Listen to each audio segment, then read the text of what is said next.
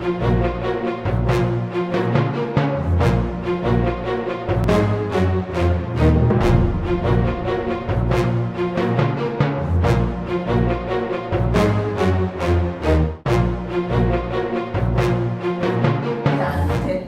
noi avervi qui e poter parlare con voi.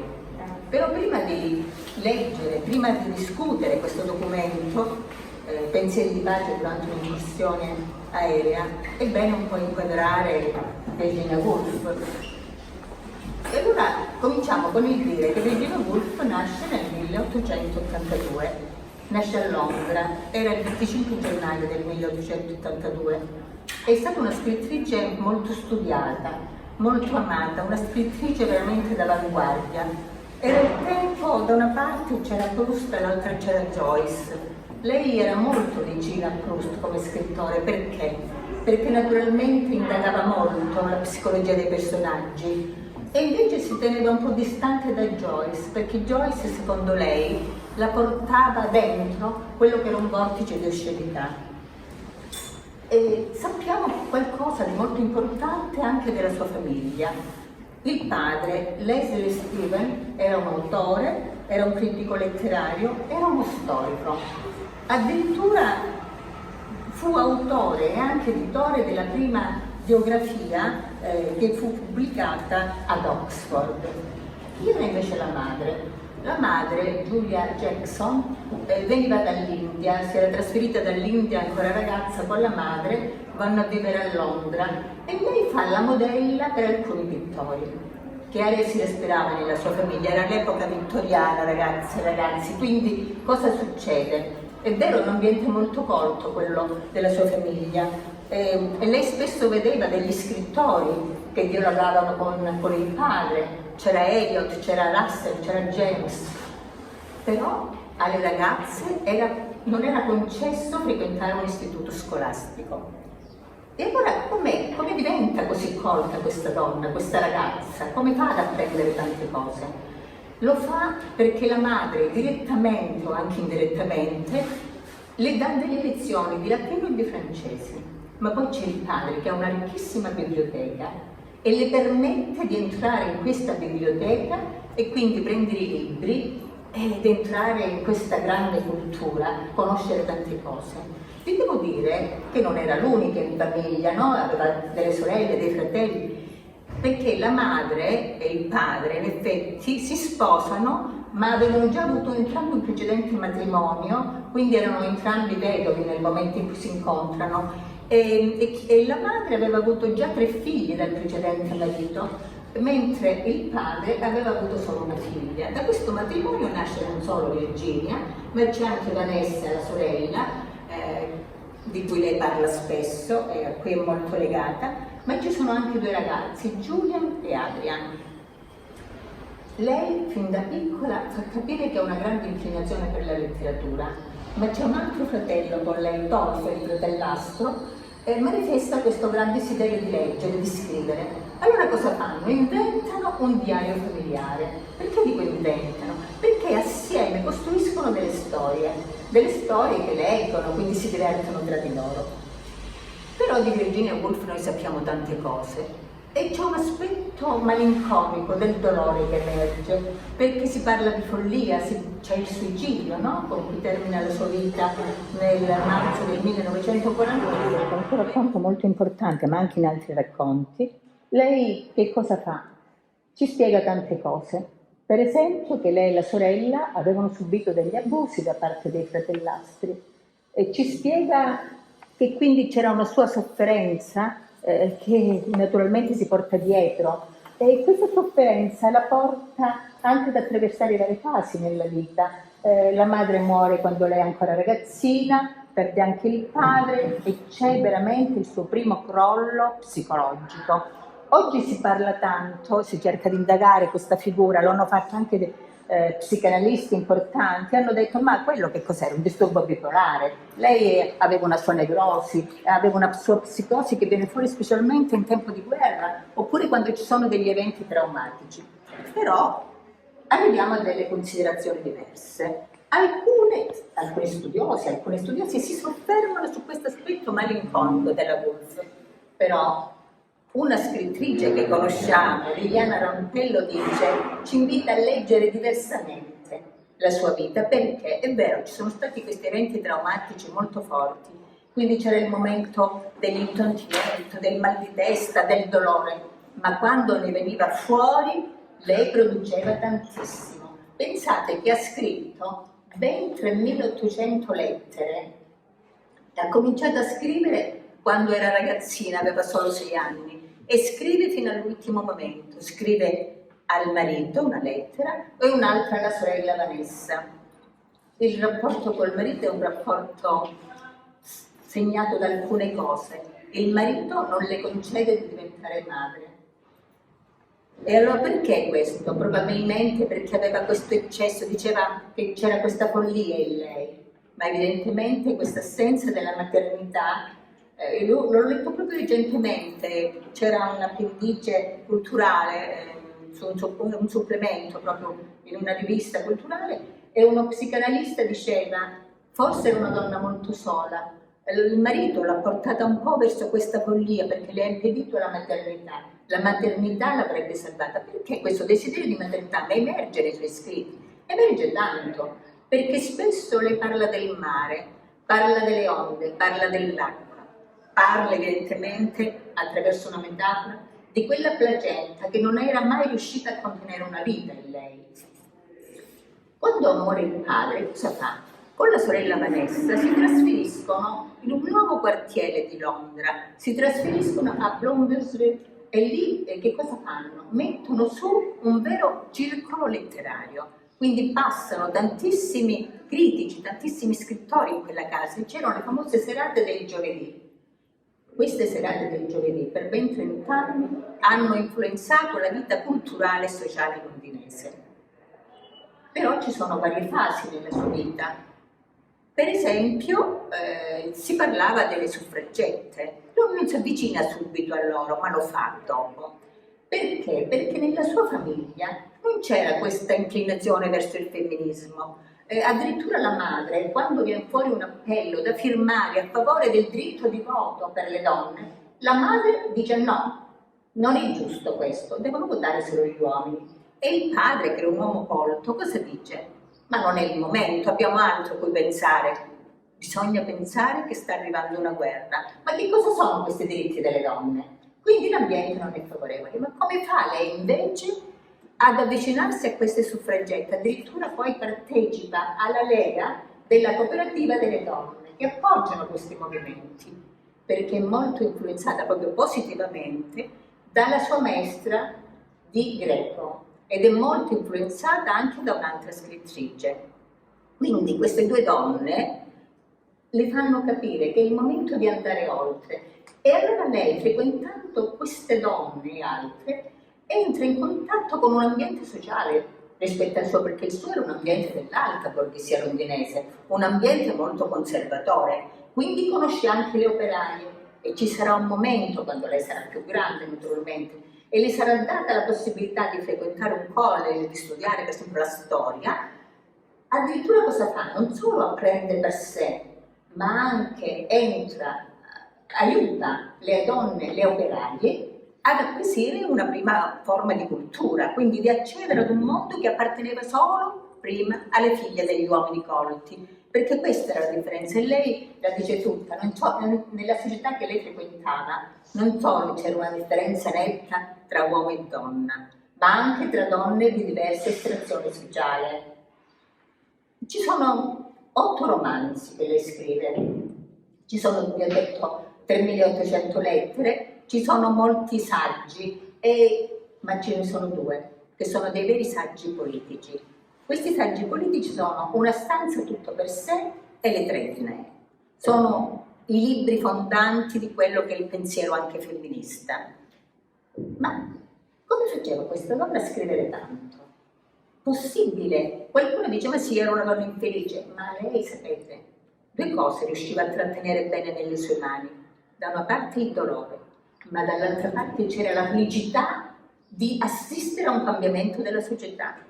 Perché Virginia Woolf, in effetti, era una donna normale, quando stava bene, partecipava alle cene, aveva la giornata in cui vedeva le amiche, di amiche ne vedeva tante, anche degli amici, e quindi prendevano il tè assieme, e spesso, certo, a volte sembrava non essere molto sicura di sé, quando per esempio si chiedeva ma oggi che cosa indosso?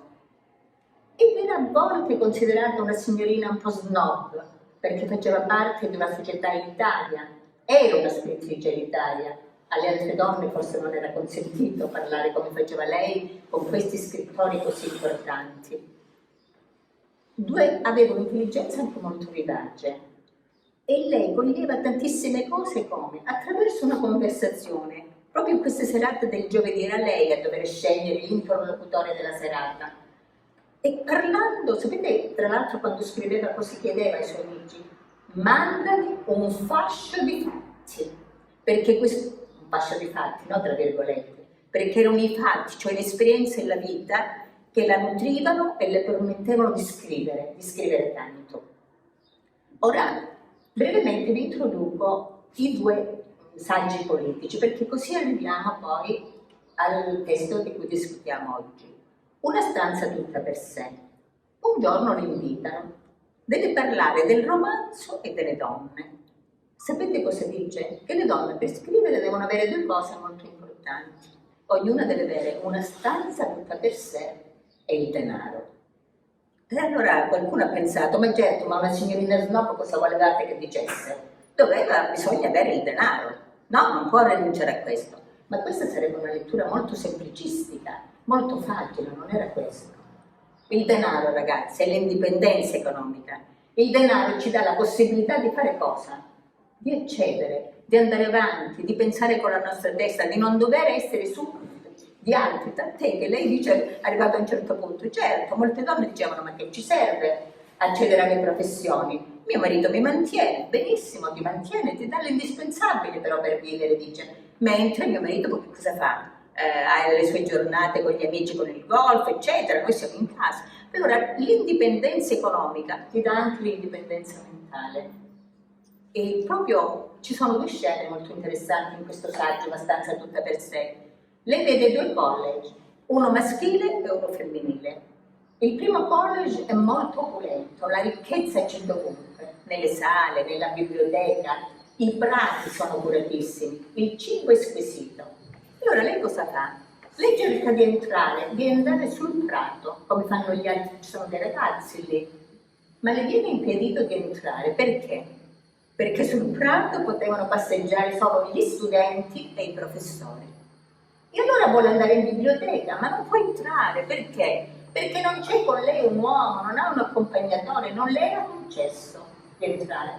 E allora vede una cappella, potrebbe entrare lì, ma se ne guarda bene, chissà che non la mandino via un'altra volta. E allora poi visita un college femminile, è molto modesto. E allora lei pensa, ma guarda, per il primo hanno fatto tantissime elargizioni, sicuramente tante donazioni, guarda l'altro. Chissà quante volte la gente è andata contro, è talmente modesto, però ha una grande importanza, le donne possono studiare finalmente. E allora lei dice, quindi le donne devono avere il denaro, devono avere una stanza per poter pensare, devono avere la loro indipendenza. Ma poi arriviamo all'altro saggio politico, è un saggio lungo, è un saggio epistolare, le tre guinee. Non è questo il primo nome che ha questo saggio. In effetti, perché lo scrive? Qualcuno pensa perché durante la guerra civile spagnola muore il figlio della sorella, tanto amata, muore durante appunto la guerra, era andato come volontario. Qualcun altro dice no, perché un suo amico scrittore, Foster, cosa aveva fatto? Voleva mettere su una commissione che discutesse di tante cose importanti, però dice no, le donne non devono entrarci. Perché? Perché le donne sono oggetto di distrazione, non ci devono essere. Lei si indigna tanto che dice adesso aspetta, devo dire la mia.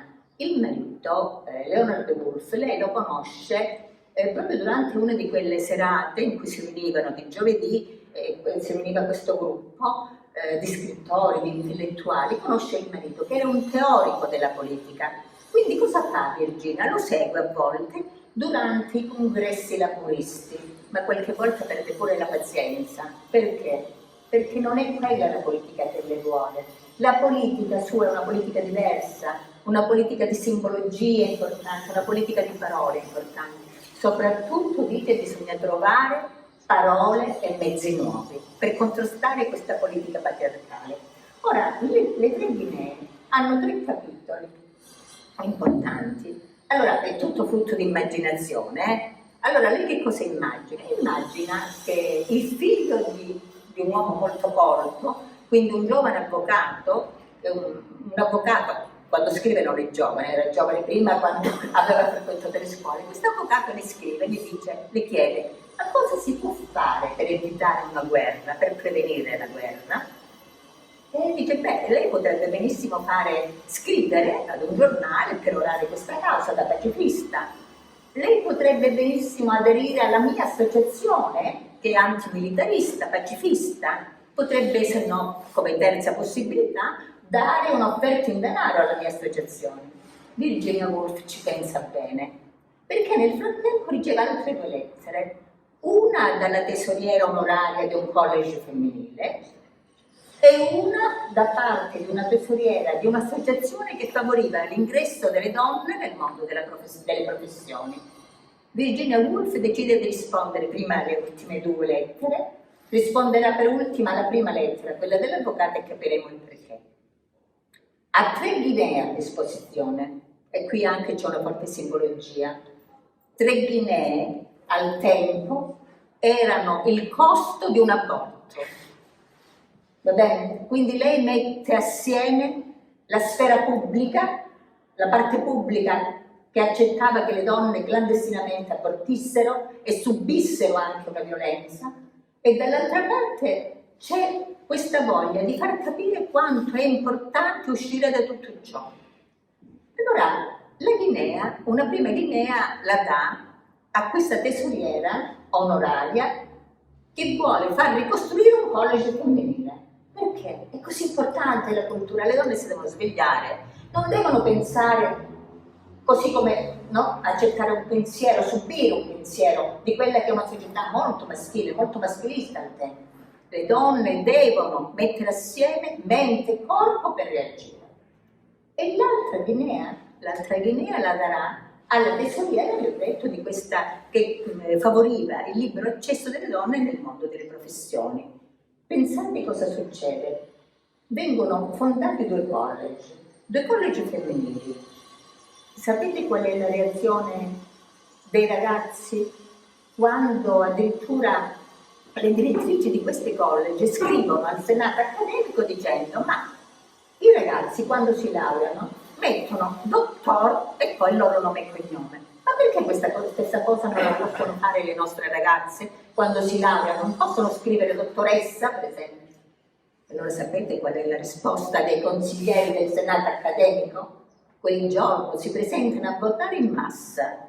Tutti dicono no, vanno a votare anche quelli che con quell'università non avevano niente a che fare. Addirittura i ragazzi cosa fanno? Si mettono davanti al cancello e spingono fuori le ragazze. E la stessa cosa fanno nei confronti di 200 ragazze dinanzi alla scuola reale di Edimburgo, la scuola di medicina.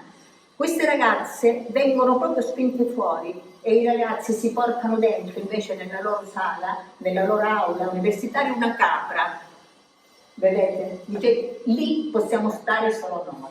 E allora contro tutto questo lei reagisce, non può accettare che questo succeda. Ecco quindi che dà questa Guinea a questa associazione che favorisce le libere professioni delle donne. E l'ultima Guinea la darà all'avvocato. La dà all'avvocato ma in una maniera diversa. Perché lei pensa che è il momento di fondare una società diversa. La società delle estranee la chiama. Perché? È un grande privilegio, pensa Virginia Woolf, non acconsentire alla guerra. È un grande privilegio essere estranea a questa cultura maschile. E allora darà questa idea senza porre delle condizioni, come non le ha poste negli altri casi, ma mette fuori un pensiero importante, perché qui viene fuori la differenziazione tra i sessi. Però ragazzi, non pensate, lei è una femminista, vero? Quindi porta avanti questa sua politica, però succede un fatto, perché a volte aveva delle immagini dinanzi agli occhi che la portavano a pensare, la portavano a trarre delle conclusioni anche diverse. Per esempio un giorno nel 1928 lei si trovava alla finestra e guarda la vita di Londra in movimento e vede una ragazza che passa con degli stivaletti colorati, accanto a lei c'è un uomo che ha un cappotto marrone. Questi due salgono assieme su un taxi. Che cosa le viene in mente? Intanto lei ha una profonda emozione e questa emozione spinge avanti il suo pensiero. Lei capisce che la cooperazione, la collaborazione tra uomo e donna è possibile. Quindi se lei è vero, ha detto che le donne non possono certamente essere succubi di una cultura patriarcale, dice anche, però noi insieme possiamo stare. C'è un altro punto importante. Vi ho detto che lei partecipa a quella lega, quella cooperativa per le donne, per il suffragio, no? Per il suffragio delle donne. Però questo avviene negli anni tra il 10 e il 20, 1910 e 1920. Intorno agli anni 30 se ne distacca. Sapete perché? Perché mettono assieme pacifismo o patriottismo e femminismo, quasi a dire la donna ha un istinto materno e quindi è portata per la pace. Lui dice non è questo che porta la donna verso la pace, c'è un sottofondo, un strato culturale e sociale che ci fa essere diversi. Pensate al modo in cui erano cresciuti, pensate alle possibilità che aveva un uomo di studiare e lei, pur figlia di un uomo colto, deve andare a cercarsi, no? Le cose tra i libri, solo dopo riuscirà a studiare e a aiutare le altre. E allora, quindi lei arriva a questa conclusione, darà le 3 Guinee. L'ultima la darà, ma c'è un percorso logico, dapprima le prime 2. Le donne devono poter studiare, devono poter accedere al mondo delle professioni, però la nostra è la società dell'estraneo. Ma lei si era sentito un'estranea. E allora arriviamo, poi se avete domande io sono qui, arriviamo a questi pensieri della pace durante un'incursione aerea. Voi l'avete letto? Sì. Ecco, quindi l'avete letto tutti quanti. Quindi non è necessario che lo rileggiamo, volete che... va bene così. E allora, pensieri di pace quindi durante un'incursione aerea. Viene scritto nell'agosto del 1940, qualcuno dice nel 1941. La traduzione è fatta da Nadia Fusini. Nadia Fusini è la più grande traduttrice italiana di Virginia Woolf. E lei coglie un po' l'aspetto della malinconia in Virginia Woolf, però le grandi pensatrici di oggi, c'è anche lei naturalmente, ma le donne della Biblioteca di Milano la mettono all'origine del loro pensiero della differenza. Mettono Virginia Woolf all'origine. Allora, questi pensieri della pace, se mi sono fatta capire per quello che ho detto, non sono altro che un appendice del saggio politico Le 3 Guinee. Però, mentre Le 3 Guinee è un saggio epistolare lungo, questo invece è un saggio molto breve. Viene pubblicato dopo la sua morte, viene pubblicato quindi postumo nel 1942. Mentre quando scrive Le 3 Guinee a preoccuparla che cos'è, e naturalmente la richiesta dell'avvocato, come si fa a prevenire la guerra, lei che cosa consiglia? In questo momento c'è un'esperienza diversa, a preoccuparla è che cosa? Non la lettera dello sconosciuto avvocato, ma sono i bombardamenti aerei. Questi bombardamenti che portano in cielo il soldato inglese, ma portano in cielo anche l'aviatore tedesco, mentre loro si proteggono con la maschera antigas. E allora dice, ma che cosa possiamo fare? E c'è una frase interessantissima. Possiamo combattere con la mente, possiamo fabbricare idee che aiuteranno il giovane uomo inglese che combatte sul cielo a sconfiggere il nemico. A chi si rivolge? Si rivolge alle giovani donne inglesi. Sono loro che possono portare avanti il cambiamento. E allora qui c'è un fatto importante. Cosa mette in evidenza?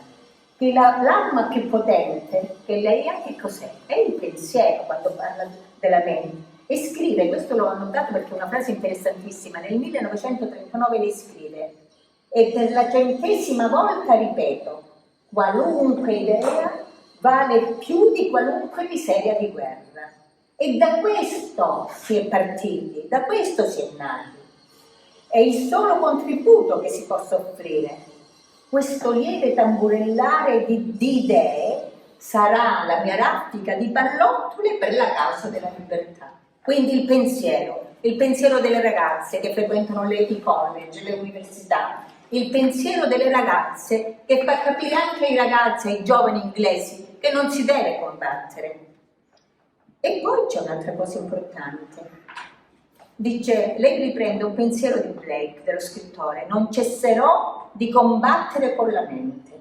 Cosa vuol dire questo? Io non mi adeguerò mai a quelli che sono i dettami della società, alle norme prestabilite. Io devo sperimentare altre vie. E quali sono queste vie? Vi ho detto quella del confronto, del pensiero anche. E poi l'altro punto importante qual è?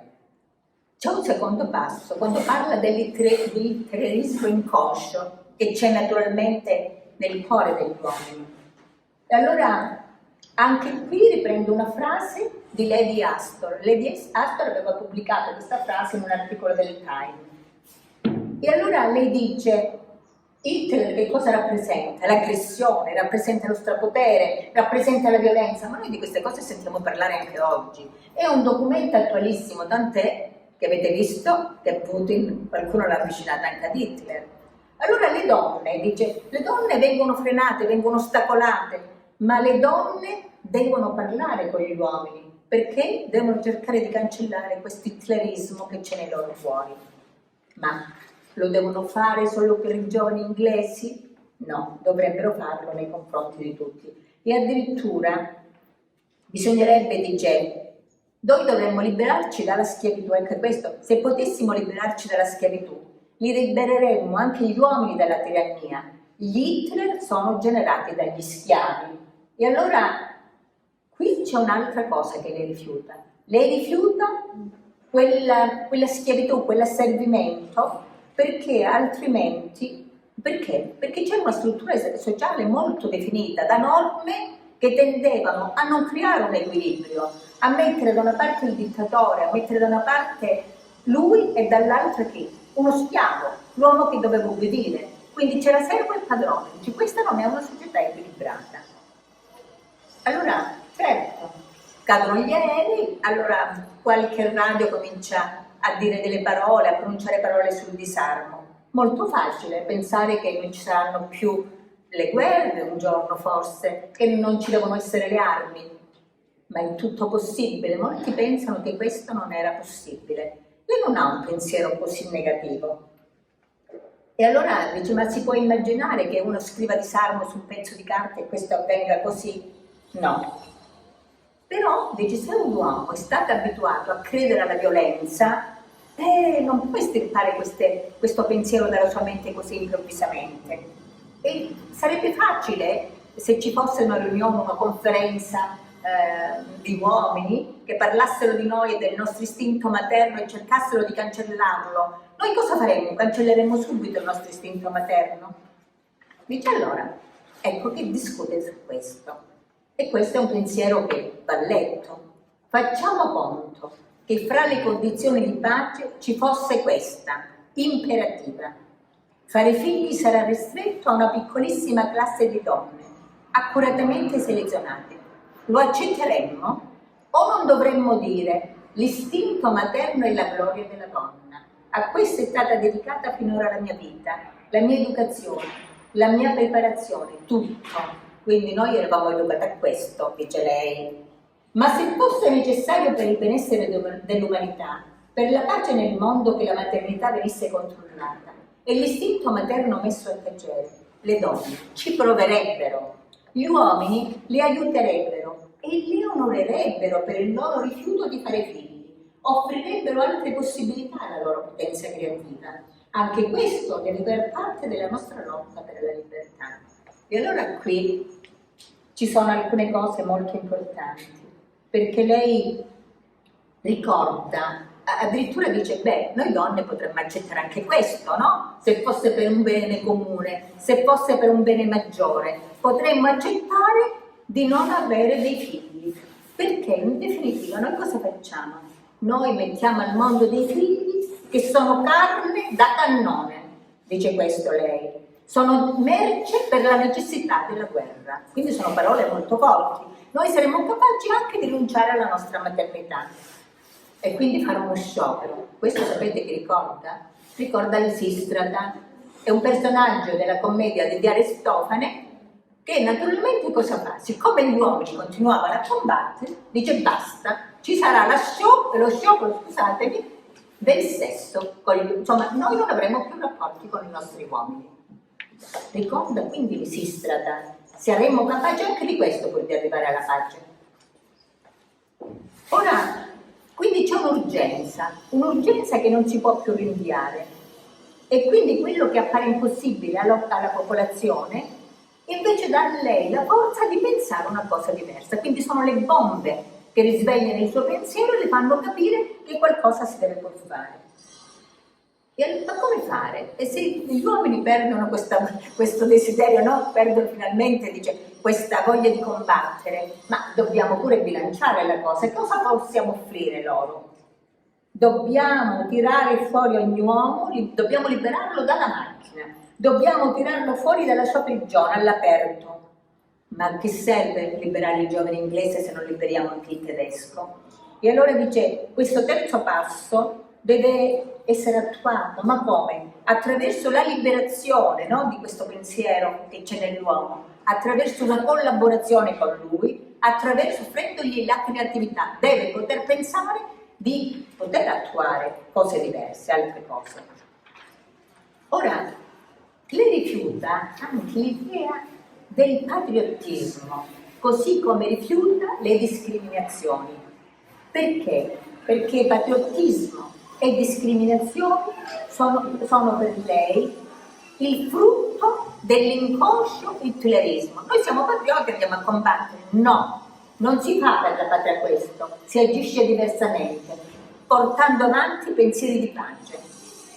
E quindi vi ho detto l'aiuto non si può dare solo ai connazionali, tant'è che c'è una metafora molto interessante, è una metafora anche elegante, no? Nel suo significato, quando racconta dell'inglese e del tedesco che si incontrano, uno viene catturato e allora l'altro che cosa fa? Gli offre una sigaretta e una donna inglese gli offre una tazza di tè e allora l'uomo, il prigioniere che è catturato, guarda stranito forse, ma questo significa riuscire a liberare l'uomo dalla macchina, fargli capire che in fin dei conti combattono per una guerra che non è giusta, combattono sia gli inglesi che i tedeschi, ma noi l'abbiamo visto ultimamente, attraverso delle immagini in televisione, quando qualcuno è stato preso prigioniero, e che erano magari ragazzi di 18 anni, era la prima volta che usavano le armi, e allora delle donne ucraine si sono avvicinate e hanno offerto loro qualcosa da mangiare, dice prendi il mio telefono a tua madre, di che sei vivo, delle cose straordinarie e impensabili. E allora qualcosa si muove. Dice finalmente si svegliano i cacciatori in America, vuol dire qualcosa, il nostro pensiero formula una nuova visione del mondo. Quindi non è una visione apocalittica la sua. Dice ora in questa buia metà del mondo andiamo a dormire. Però questo non è un testamento, non è un addio quello che ci dà. Però lei si riappropria, soprattutto riafferma, posso dire, quelli che sono gli ideali pacifisti. Ma sono ideali utopici? No, non realizzabili, assolutamente no. Lei fa un'analisi molto lucida quando scrive e quindi spera in una generazione di uomini e donne che riescano a mettere tutto questo in pratica. Del resto, e ritorno lì alle tre Guinee, quando lei propone di fondare la Società delle Estranee, questo era un traguardo che metteva in evidenza che cosa? L'estraneità delle donne a quel mondo violento, a quel mondo che imponeva una cultura violenta. E quindi qual era il traguardo di questa Società delle Estranee? La libertà di scelta, la libertà di scelta di fronte anche ad un'opinione imposta e un'opinione corrente. C'è un'autrice del Novecento, Simone de Beauvoir, molto importante anche nel mondo femminista, nel 1949 scrive Il secondo sesso. E allora, nello scrivere Il secondo sesso, lei si rifà al pensiero proprio di Virginia Woolf, quando definisce la donna l'altro nel seno di una totalità, quindi l'uomo, l'altro quindi la donna. Ora, quando noi parliamo, quando noi abbiamo analizzato la terza linea, no? Che viene data all'avvocato, dobbiamo cercare di capire le ragioni di questo pacifismo della Woolf. Perché era pacifista a tutti i costi? Perché soprattutto capiva che il mondo era ingiusto. Lei aveva parlato della società delle strane, che ereditavano qualcosa che aveva insegnato un'altra eroina alle donne, Antigone. L'Antigone di Sofocle ci porta in un mondo altro, un mondo che non è quello maschile, in un mondo che non è quello del re Creonte che impone le sue leggi, un mondo che la rende molto diversa dalla sorella Ismene. Antigone ed Ismene, diverse tra di loro, mentre Ismene accetta le regole imposte dal re Creonte che impedisce la sepoltura del fratello, Antigone no, dice c'è una legge che è al di sopra della legge degli uomini. E difatti Virginia Woolf scrive alcune pagine che dedica al cosiddetto angelo del focolare. Non fa mai il nome di Antigone, ma probabilmente gli studiosi, i critici, hanno visto in quest'angelo del focolare proprio chi? Ismene. Ismene che naturalmente porta avanti la politica degli uomini. Lei sta qui nella sua casa chiusa, accetta tutto. E allora prova a dialogare con lei la Woolf, ma alla fine che cosa fa? La uccide perché non può tollerare tutto questo, non può, metaforicamente naturalmente, perché non può accettare questo pensiero. Quindi come vedete c'è un'analogia molto profonda tra naturalmente personaggi del passato. Perché? Perché quando le ragazze vanno a studiare nel college, Virginia Woolf dà loro un consiglio.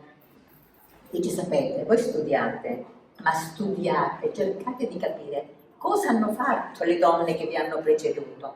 Perché la libertà di oggi, la libertà che noi abbiamo, è una libertà che nasce da lontano, che viene dal passato, è una libertà relazionale. Allora crea quella famosa genealogia, no? Le nostre madri simboliche, quelle donne che hanno fatto tanto per noi, perché i diritti che abbiamo oggi non li abbiamo conquistati solo perché noi abbiamo fatto, altri hanno fatto prima. E tra le donne che lei stima di più, tra le scrittrici più amate, c'è Jane Austen, che lei quasi avvicina a Shakespeare. D'altronde noi abbiamo lavorato su Jane Austen qualche anno fa, anche con la vostra professoressa, con le sue classi. E avete visto, non so, ma sicuramente quando leggerete Virginia Woolf vedrete che lei usa molto il monologo interiore, usa il flusso di coscienza, no? Perché racconta l'esteriorità del personaggio, ma racconta anche quella parte intima, quella parte che ognuno di noi cerca di proteggere fino in fondo. Quindi questo un pochino, io mi fermo qui perché non so se avete delle domande, poi eventualmente...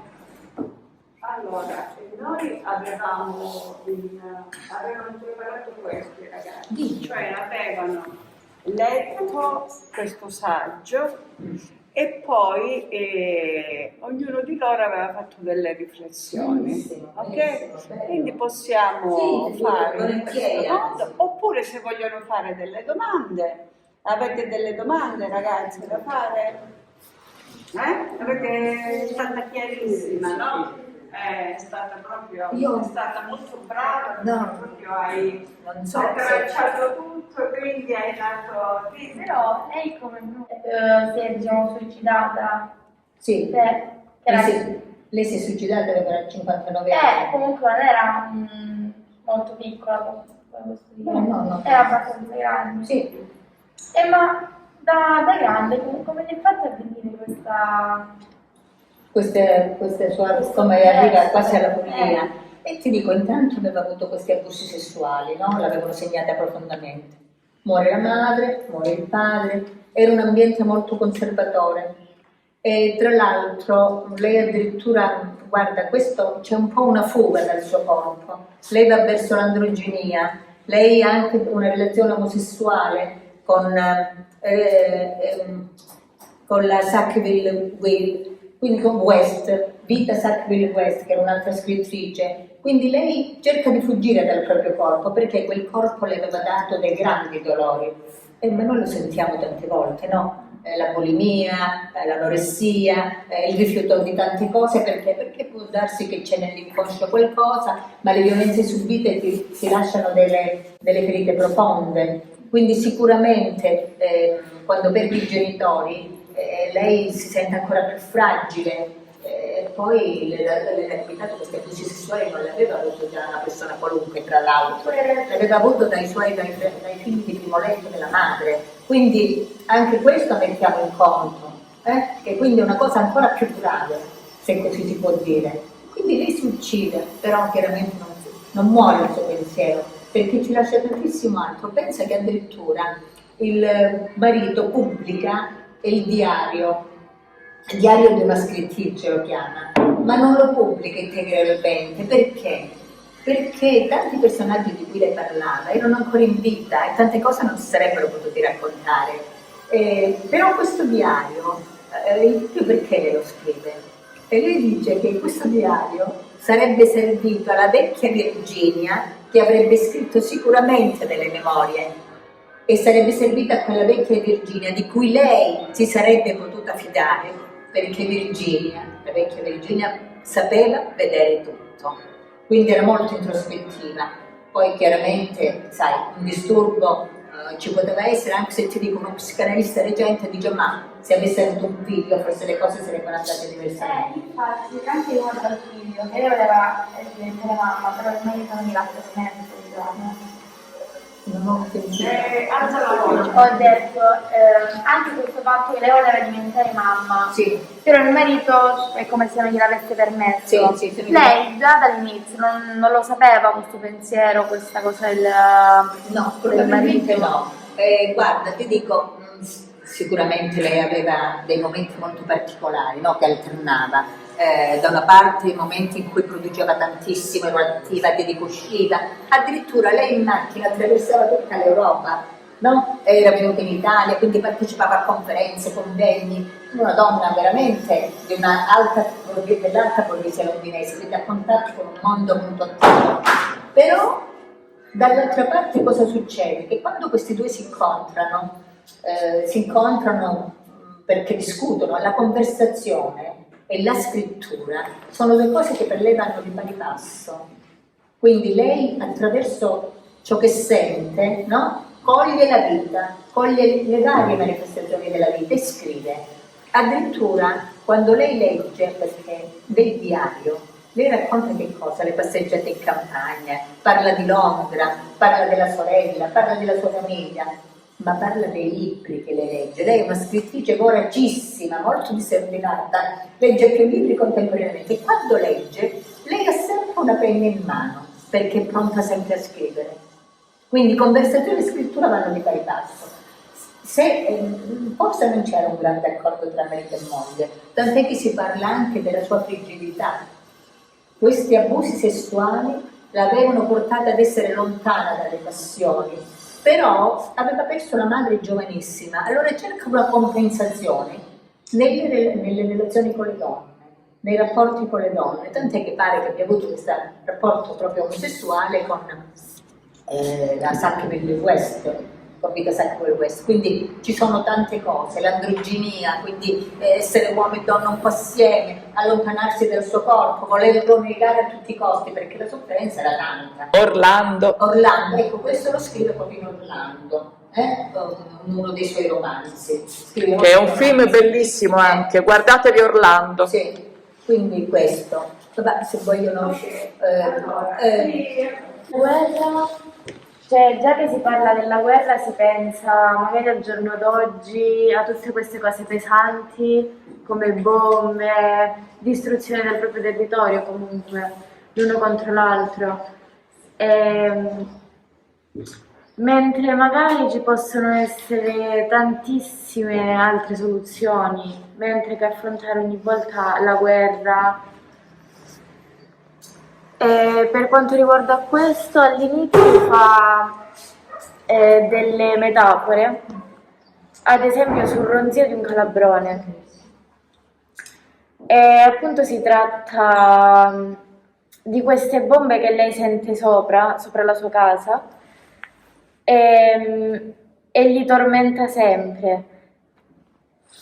Come ad esempio, se facciamo adesso l'esempio in Ucraina, sta succedendo la stessa cosa che lei appunto racconta. Stanno vivendo tantissime persone che sentono veramente tante cose. Certamente. In cielo dei giovani uomini inglesi e dei giovani uomini tedeschi si combattono. Sono uomini i difensori, sono uomini gli attaccanti. Alla donna inglese non vengono consegnate le armi, né per combattere il nemico né per difendersi. Lei deve giacere al buio disarmata stanotte. Eppure, se crede che il combattimento in cielo è una battaglia tra gli inglesi per proteggere la libertà e i tedeschi per distruggere la libertà, anche lei deve lottare per quanto può dalla parte degli inglesi. Io ho questo pezzo, poi c'è un altro pezzo che comunque vicino a lui. Devo dire certo, quello che pensi. Allora, secondo me sono parole molto toccanti, molto forti, però molto significative allo stesso momento, perché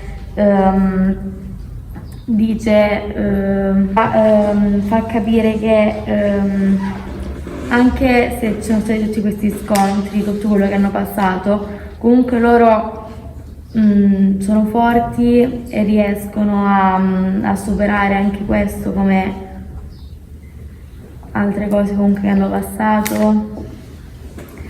E quando dice lei deve giacere al buio disarmata stanotte.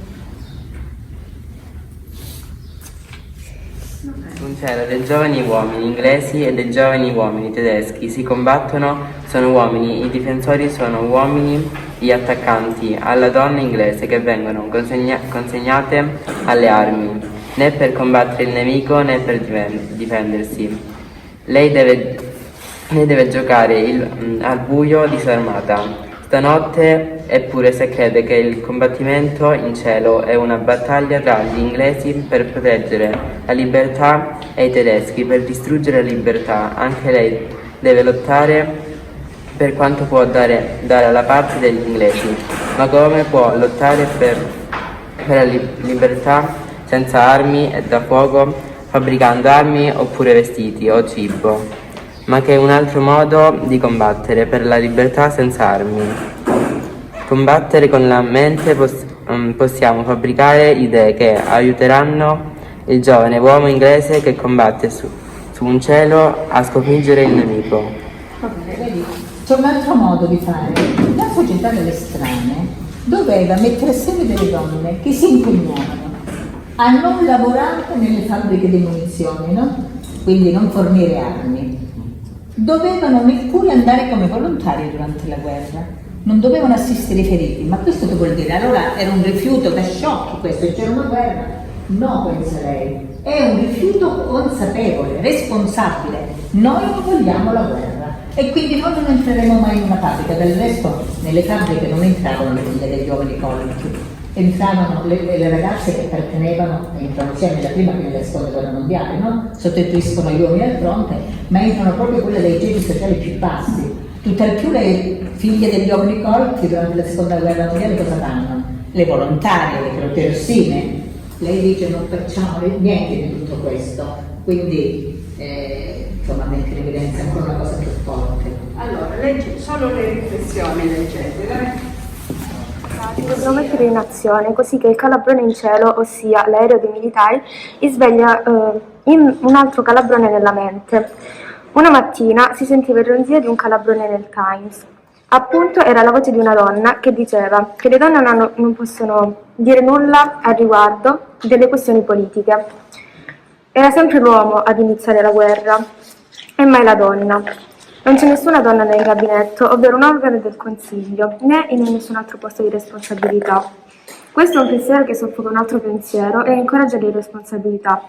Ad esempio, anche Putin ha iniziato la guerra in Ucraina e le donne non hanno mai voce in capitolo, in questo capitolo. Virginia Woolf, attraverso le righe del brano, tradotto successivamente da Nadia Fausini, tratta il tema della libertà durante la guerra e di ciò che impediva agli uomini di essere liberi.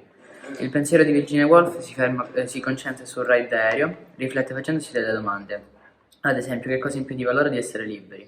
La risposta arrivò presto: Hitler era colui che stava rendendo la libertà solo un segno infranto. Infatti, durante le serie del raid aereo tutti erano prigionieri. Gli uomini all'interno degli aerei usati al fine di soddisfare il bisogno causato dall'istinto dei maschi, che la scrittrice definisce violento e impulsivo. Le donne nei letti. L'istinto che Virginia associa alle donne invece è un istinto materno, che solo la donna può avere. Inoltre ci dice di stare attenti ad opprimere il più possibile quello che lei chiama inconscio il terrorismo, che causa in noi i desideri di aggressione, dominare e schiavizzare il Come oggi, no? E la popolazione civile cosa pensava della guerra? La stessa cosa pensavano i militari che andavano in guerra? No, vero? Non la pensavano alla stessa maniera. E lei lo capisce bene, un po' perché ha anche degli amici al fronte, no? Che scrivono, che le parlano di questa guerra, amici che poi perde. C'è un poeta che va in guerra, lei addirittura dice, ora mi viene in mente, quando torna, in effetti torna come? E lui muore in effetti, quindi torna ormai privo di vita, e allora Churchill cosa fa? E tutti gli altri parlano di lui come di un eroe. Gli danno medaglia alla memoria, questo è bello, ma lei dice non è questo che noi vogliamo. E ci sono degli scrittori che dicono che lei è la vera teorica della guerra, perché lei ha capito bene cosa pensa il popolo. C'è una contrapposizione tra la società civile che non vuole la guerra e gli uomini che vanno a combattere. E lei parla di doppia invisibilità della guerra, perché? Da una parte ci sono gli uomini che non partecipano al conflitto, quindi sono solo delle comparse, e dall'altro c'è il senso stesso della guerra, che per chi non combatte la guerra viene vista da lontano come un nemico invisibile, quindi parla di doppia invisibilità. Lo posso dire a voce io? Certo! Praticamente Abbassati la mascherina. il mio, diciamo, pensiero sul fatto, io ho espresso il mio pensiero sul fatto che cadono sempre, Virginia Woolf appunto ha detto che cadono sempre tipo delle bombe oppure dei cannoni che si mimetizzavano. Ho detto che in quelle poche righe che ha detto queste frasi praticamente ci fanno subito pensare all'attuale conflitto che c'è tra la Russia e l'Ucraina e alla situazione che stanno vivendo i cittadini ucraini. Certamente. Quindi il ruolo della propaganda anche, cioè quando lei parla della differenza tra ciò dal modo come è percepita la guerra dal popolo, non come viene raccontata dal governo, no? Che è in guerra, quindi il ruolo della propaganda che schiaccia il pensiero di tutti quanti, no? E lo attesta su quelle che sono le verità che invece vanno svelate, dice la verità è nascosta. Battaglia, su questo discorso della propaganda, com'è la stessa la propaganda dei russi e quella degli ucraini? In che senso? Cioè ognuno fa la sua propaganda, no? Sì, Secondo i russi... ognuno ha punti di vista diversi. Secondo i russi hanno ragione loro, ma da parte degli ucraini sono innocenti. Diciamo. La vivono come un'aggressione, no? Come un'invasione. Senza motivo scappare dalla propria casa. Ok, e poi si attribuiscono le colpe, no? Sì. Quando ci sono queste bombe che cadono, i russi danno la colpa agli ucraini e gli ucraini ai russi, quindi c'è, no? Per non far sapere effettivamente, no? Come diceva Lilli, proprio qual è la verità. Allora, Giuseppe, Allora, in pratica, abbassati la mascherina, Giuseppe. io vorrei dire appunto, dato che tutto quello che sta succedendo, ovvero che appunto una guerra anche senza motivo, perché non c'è proprio un motivo di fare guerra, dato che ormai abbiamo capito che ormai la guerra non serve a niente, perché già abbiamo capito dalle 2 guerre mondiali e anche dalla guerra fredda che sono solo dei bisticci fra altre nazioni, appunto per il potere più supremo che in realtà non esiste, perché siamo tutti uguali. Infatti anche il popolo ucraino, che ormai anche i bambini, anche gli animali sono coinvolti, Infatti vengono ammazzati anche, come è successo, come ci hanno detto al telegiornale, il fatto dell'ospedale, che appunto hanno ucciso molti bambini ancora non nati e anche le donne incinta, che appunto non si dovrebbero neanche permettere perché non è neanche nata e noi abbiamo dei diritti anche quando nasciamo. Infatti questa cosa è anche già successa 7 anni fa, comunque con la Crimea, che c'è stata anche una guerra civile, però hanno tralasciato, l'Unione Europea e la NATO hanno tralasciato questa cosa, che infatti secondo me è stata una cosa molto brutta anche quella lì che è successo in Crimea, perché comunque non si doveva tralasciare una cosa molto più, perché appunto i russi poi se ne sono approfittati e volevano ancora più potere per appunto istituire la grande madre Russia, che non ha senso perché ormai non esiste più appunto tutti quegli stati sono diventati autonomi nel 1989 e appunto Putin ha detto molte cose false, tra cui anche che appunto voleva conquistare l'Ucraina perché i due paesi volevano diventare indipendenti, volevano diventare russi. E infatti ha fatto questa cosa come un giochetto per bambini, quando gli rubavano le caramelle, che in pratica non ha senso quello che sta facendo. Nonostante sia un saggio scritto nel 1942, sia anche molto attuale perché descrive molto la situazione appunto che si sta vivendo in questo periodo, perché diciamo che è tutta una guerra fondata sull'inconscio hitlerismo, come anche per esempio come abbiamo letto prima, quindi è tutto per il potere, per dimostrare niente, poi per dimostrare che sono i più forti e così, quindi alla fine chi ci rimette è sempre il popolo, chi non c'entra niente. Condividi quello che dice Virginia Woolf di questo inconscio hitlerismo? Tu lo noti? Sì. È giusta la sua analisi? Sì, la sua analisi è giusta. Il problema è che nonostante appunto noi dovremmo aver imparato dai nostri errori, però a quanto pare non è così, perché continuiamo a commettere. Stare fermi a guardare è il segno di essere consapevoli che la guerra c'è, però non fare niente è ancora peggio di fare guerra, perché noi sappiamo che la guerra c'è e stiamo fermi, non facciamo niente per fermarla. Sì, che cosa dice? Qual è la strada che ci indica? Dice di non fare guerra, ma appunto di usare la testa, di pensare, di esprimere il proprio pensiero. Dice che l'uomo da piccolo è educato per la guerra, di servire la patria, per avere il petto pieno di medaglie, che non è così, perché se appunto un bambino viene insegnato fin da piccolo così è difficile dopo fargli cambiare idea da grande. Quindi fin da piccoli bisogna essere educati a evitare la guerra. Allora, per quanto riguarda la guerra, sentono continui rumori con tanta paura e ogni giorno senza mai sentire questa bomba.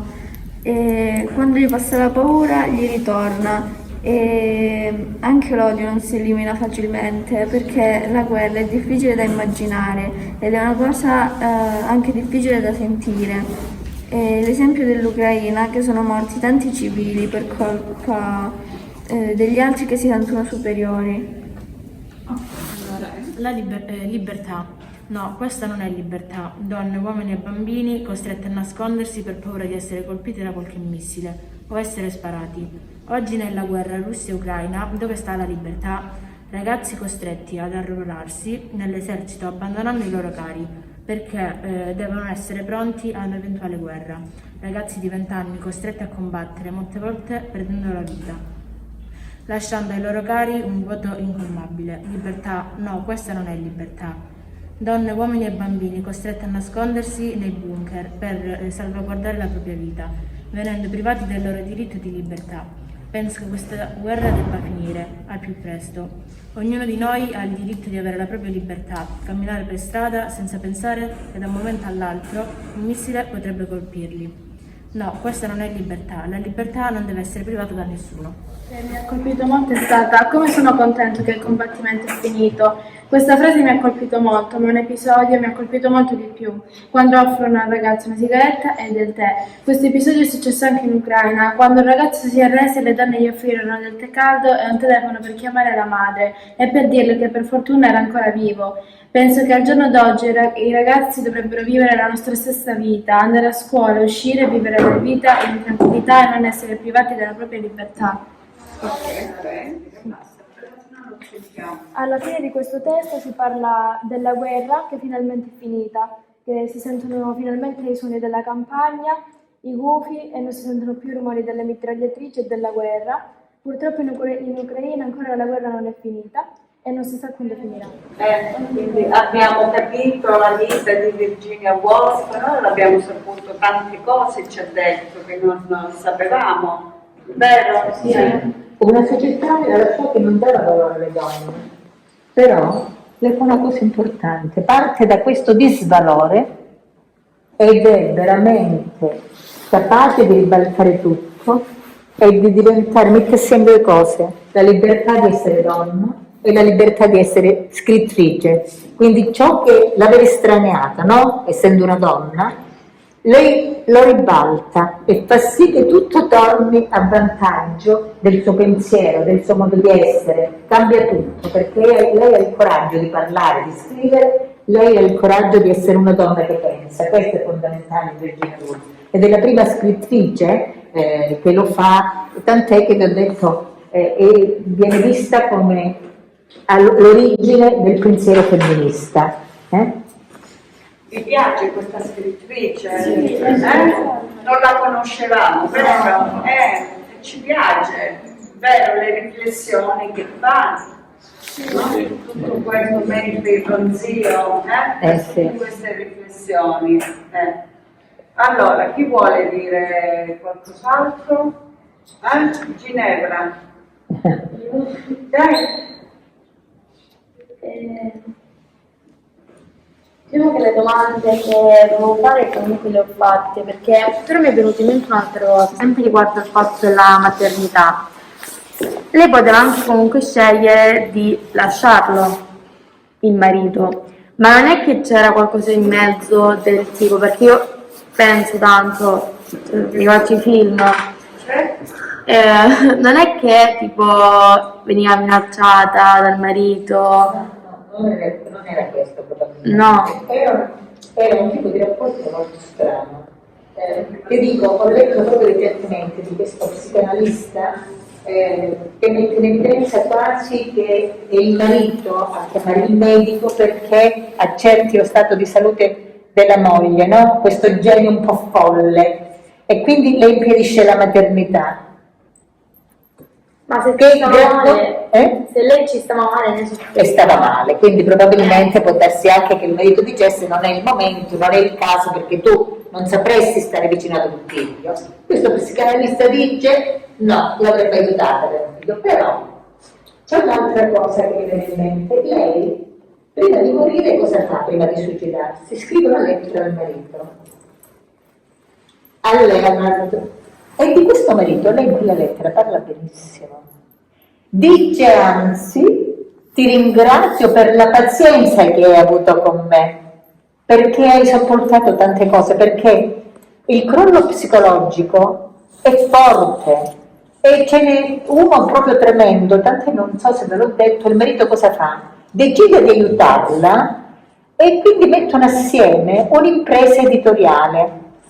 E quindi c'è come una casa editrice, vengono pubblicati dei libri e lei pubblica, lì vengono pubblicati dei libri pensate per Catherine Mansfield, per Sigmund Freud, addirittura i due si incontrano, Sigmund Freud, il padre della psicanalisi, e lei si incontrano nel 1939 e pare che Freud vedendola le offra un narciso e lei aveva pubblicato in quella casa editrice ben 10 anni prima l'opera Omnia di Freud, quindi tra i due c'era un'intesa intellettuale molto forte, capito? Ora il rapporto, dici tu, poteva lasciarle il marito, è difficile oggi a volte abbandonare i propri mariti o le proprie mogli, pensa al tempo dove la donna non aveva diritto alla proprietà privata, non aveva naturalmente del denaro. Lascia perdere che poi lei scrive, no, tra i proventi delle sue opere, ma tanto era amministrato dal marito. Quindi c'era anche una parte pubblica di facciata e una parte molto privata. Lei non parla male del marito nell'ultima lettera, lo ringrazia per tutta la pazienza che ha avuto con lei, perché evidentemente lei è stata anche molto sofferente, quindi non è che possiamo dire, è vero, il marito le ha negato la maternità, il marito aveva paura forse che lei non sapesse fare la madre. Certo, lei ne ha sofferto, però. Quindi queste sono le cose, tant'è che lei ama molto giocare con i nipoti, con la figlia della sorella Vanessa. Vi ho detto che lei usa tantissimi nomignoli, la sorella è l'amatissimo Delfino, ma di lei, di se stessa, parla in vari modi. A volte dice sono una scimmia, sono una capra, sono una gattina, usa tanti nomignoli per raccontare di sé. Però amava giocare con questi nipoti, amava divertirsi, amava anche farli spaventare, no? Durante i giochi, quindi era molto mutevole. Evidentemente però queste turbe l'hanno condizionata moltissimo, però è stata capace di scrivere tanto. La sua scrittura è una scrittura lucida, quindi penso che abbia riversato tanto proprio nella scrittura. È consapevole anche dei suoi alti e bassi psicologici, perché certamente, sia il diario che le lettere, che i romanzi, alla fine uno scrittore, una scrittrice scrive quello che è. E poi rivela se stessa. Lei scriveva tanto e uno dice, ma perché voleva scrivere? Voleva avere un pubblico, voleva raccontare le cose, voleva fare da maestrina, non è per questo. Lei scrive per se stessa, lei deve scoprire se stessa, lei deve capire come si deve collocare in quel mondo, che senso dare alla sua vita. Ecco perché lei fa queste indagini profonde su di sé, perché il malessere c'era. Ma, fra l'altro, nessuno di noi è esente da un certo malessere. È chiaro, qualcuno arriva al culmine e infatti qualche suicidio c'è, però nessuno di noi è perfetto, no? Dentro una testa c'è sempre qualcosa, quindi lei è riuscita a nobilitare quello che le persone normali magari non ci riescono, no? Perché magari c'è chi beve, chi si droga, no? Invece lei l'ha nobilitato attraverso la scrittura. Addirittura qualcuno dice che lei arriva al suicidio perché capisce, aveva delle visioni, durante questi momenti difficili aveva delle visioni. E lei leggeva i testi in lingua originale, leggeva in francese, leggeva naturalmente il latino, il greco, conosceva perfettamente queste lingue. Lei in questi momenti in cui aveva questa visionarietà sentiva, diceva, cantare gli uccellini in greco.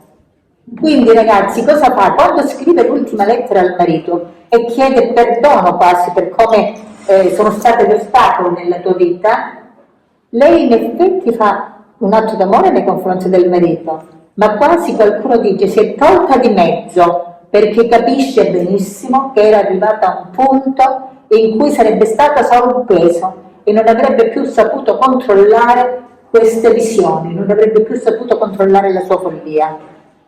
Quindi anche questo c'è da mettere in conto, quindi non riesce più, fino a quel momento l'aveva fatto, aveva avuto alternanze di momenti buoni, momenti difficili, poi alla fine non regge, dice oggi sono un ostacolo, non riesco più a controllare niente, quindi questo... Le troviamo attuali, è come se vedessimo quello che sta succedendo. Infatti guarda, proprio non bisogna, proprio questo dice l'Arantello, ve lo dicevo prima. L'Arantello scrive un bellissimo saggio, Canto del mondo reale, e dice non guardiamo solo a questo aspetto tragico della sua vita, guardiamo a ciò che ci ha lasciato, a ciò che è stata per noi. Lei è stata, ha aperto, no, la nostra mente, la mente di chi è venuto dopo, dei suoi contemporanei, delle sue contemporanee, ma anche la nostra mente, ci ha fatto capire che era possibile schiacciare il militarismo, schiacciare quella società patriarcale, perché militarismo e cultura patriarcale andavano di pari passo. Tant'è che lei dice, noi donne non abbiamo la cultura del possesso, e fa un esempio. Dice, se vediamo passare una bellissima donna negra, dice lei perché allora non c'era il political correct, dice se vediamo passare una bellissima donna negra noi che facciamo? Non pensiamo di poterne fare subito una suddita di Sua Maestà britannica. Gli uomini invece al tempo lo pensavano, capito? Quindi non abbiamo l'idea del possesso, questo già ci aiuta. Quindi escluse da questa società, noi in effetti vogliamo essere esclusi, vogliamo fondare una società per noi, perché non vogliamo essere schiacciati in un'identità unica che ci massacrerebbe, cancellerebbe il nostro pensiero. Noi abbiamo due diverse identità e queste dobbiamo mantenerle. Quindi massima collaborazione, massima cooperazione, però menti diverse. Quindi è così che ci si incontra in una conversazione, che ci si incontra in un confronto. E forse diciamo che con queste nuove generazioni, questi nativi digitali già sono appunto rispetto a noi molto diversi, perché io non penso neanche che questo binarismo di genere che c'era allora, adesso voi con il gender fluid molto più avanti, credo che ognuno di voi possa tirare fuori il cosiddetto, perché chiamiamolo cosiddetto, lato femminile e lato maschile che è dentro ognuno di noi, indipendentemente dal sesso, no? Siete d'accordo, ragazzi? Sì. Con la nostra Presidente, con Paola Mucciarelli, proprio l'anno scorso abbiamo affrontato lo studio del femminismo intersezionale, no? Di questi nuovi femminismi, perché noi parliamo di femminismo della differenza, ma le differenze sono tante.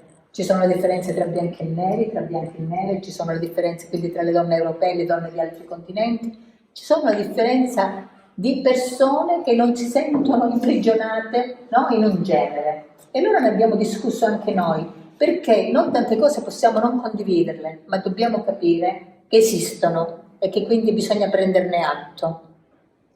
Questo è anche molto importante. Quindi noi quando ci riuniamo discutiamo di tante cose importanti che sono problemi anche della nostra società, vanno proprio analizzati. Poi vi devo fare una domanda, che l'ho fatta l'altra volta a una psicologa, ma vorrei sapere cosa ne pensate voi. Come mai piacciono i film dove ci si ammazza di botte o ci si spara, o i giochi violenti, quei giochi in cui si deve uccidere? E penso che sia maschi che femmine giocate a queste cose, non lo so, se più i maschi o più le femmine, cioè mi interessa. Io vorrei sapere perché piacciono. Quindi i film d'azione. Film d'azione dove, per esempio, ci sono questi film, lasciamo l'azione, ma che una scazzottata dura un quarto d'ora. Si simula una violenza, uno scontro, perché? Ecco, come mai? Perché io poi vi posso dire quello che mi ha detto la psicologa, che io mi domando, ma perché esistono e ci giochi? Sì, però comunque non è che magari c'è un altro gioco che pure che esiste, non è che ci gioca a forza, mi piace più questo. Perfetto, ma per esempio 100 anni fa, i tuoi coetanei di 100 anni fa, ragazzi di 15 anni, giocavano a bastonato o a sassate per strada, no? Quindi all'incirca la stessa cosa, solo che adesso è virtuale. Ecco, però il senso è lo stesso, perché anche quello era un gioco, no? Ti piace, ecco, ma non lo sai la motivazione. Questa idea che per forza anticamente avevamo quello, ma anticamente avevamo anche i peli, anticamente andavamo a quattro zampe, ma se ci siamo evoluti da un punto di vista fisico dovremmo evolverci da un punto di vista mentale, e quindi come abbiamo imparato a scrivere possiamo anche imparare a non essere violenti, ecco, io penso, no? Poi io dico che dobbiamo ragionare su questo, niente toglie che è un gioco, giocate, figuratevi, non sta a noi dire cosa è giusto, cosa è sbagliato, però facciamocelo un ragionamento, che se no... Ma io non dico che la violenza sia giusta, io dico che in alcune situazioni la violenza potrebbe servire, potrebbe contribuire, non si risolve niente con la violenza, però potrebbe contribuire a risolvere qualcosa. Cioè non nel caso della guerra ovviamente, però se per esempio ti fermano per strada e ti vogliono picchiare, che fai? Gli dici picchiami? Non penso. Quasi a dire, attraverso questi giochi perché mi sento più sicuro di me. No, non è assolutamente questo, però comunque io per esempio ragionandoci adesso io gioco a questo gioco perché comunque il sabato sera quando torno a casa mi metto a giocare, ma perché sono con i miei amici. Se giocassi da solo non ci giocherei nemmeno a questo gioco. Però giocando con i tuoi amici perché è una cosa, l'obiettivo. no, è una cosa di gruppo, stiamo in chiamata, magari giochiamo così per passarci il tempo, intanto parliamo, ma alla fine non è una cosa che senza di questo non potrei vivere, perché se non sono con loro magari non ci giocherei nemmeno.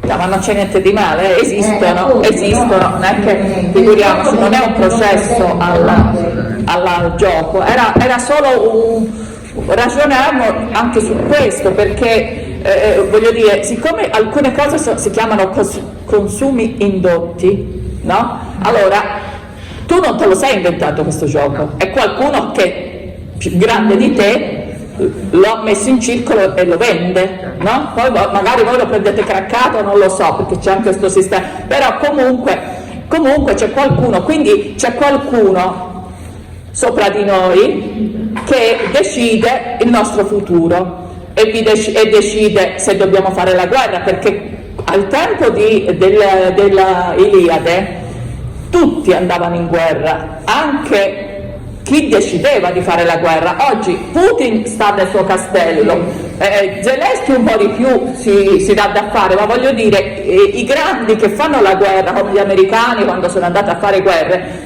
quelli che decidono di fare la guerra stanno a casa e mandano i ragazzi a combattere, no? Quindi lo stesso discorso vale per il consumismo, nel senso che questi giochi o certi film violenti, qualcuno decide da un punto di vista economico di metterli in circolo, noi li compriamo e pensiamo che siano giusti perché sono in circolo, ma l'idea che dice anche Virginia Woolf e che dicono tanti pensatori e pensatrici pacifisti è proprio questo, cioè c'è tanto altro che si potrebbe stare bene, perché tu dici sì, ma io lo faccio per difendermi, certo, perché c'è qualcuno che è aggressivo, ma l'aggressivo non dovrebbe esistere, quindi non avremo bisogno di difenderci, perché è tutto un giro, no? Cioè bisogna modificare le nostre teste, e proprio voi che siete giovani dovete crearvi un mondo migliore, perché noi alcuni errori li abbiamo fatti sicuramente, se no non ci sarebbero state queste guerre.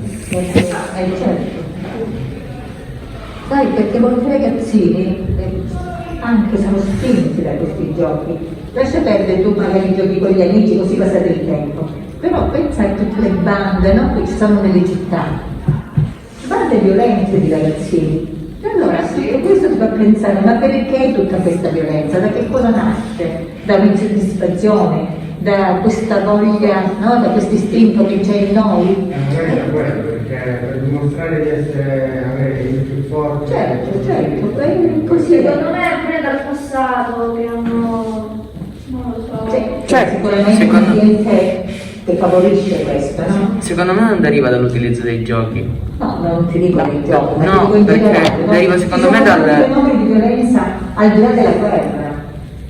Allora noi diciamo non va bene tutto questo. Secondo me anche dall'ambito familiare, No, comunque dico delle certamente amicizie. favorisce un substrato culturale, sociale. Cioè, comunque se cresci in un ambito, cioè se cresci in famiglia, che è un posto violento, di conseguenza... Di violenza, Certamente. Sì, sono cose giuste. lo devi fare, quindi pensi. Ma anche se non pensi che sia una cosa giusta, lo fai perché comunque sei abituato a farlo ormai. Certo. Cioè, per esempio... una cosa normale. Sì. Che io vedo sempre per esempio di quando le ricche ne vado, per me è una cosa normale, non è che penso sia qualcosa di sbagliato. I ladri lo sanno che è sbagliato rubare, però lo fanno perché ormai sono abituati a farlo. Cioè, se io sono abituato fin da piccolo alla guerra, durante il fascino di lavoro, se io sono abituato fin da piccolo alla guerra, per me è una cosa normale, è giusto andare in guerra per la mia patria per ricevere la medaglia con se stesso. Non riconosco che magari non può essere giusto per qualcun altro, posso magari rovinare la vita a qualcun altro.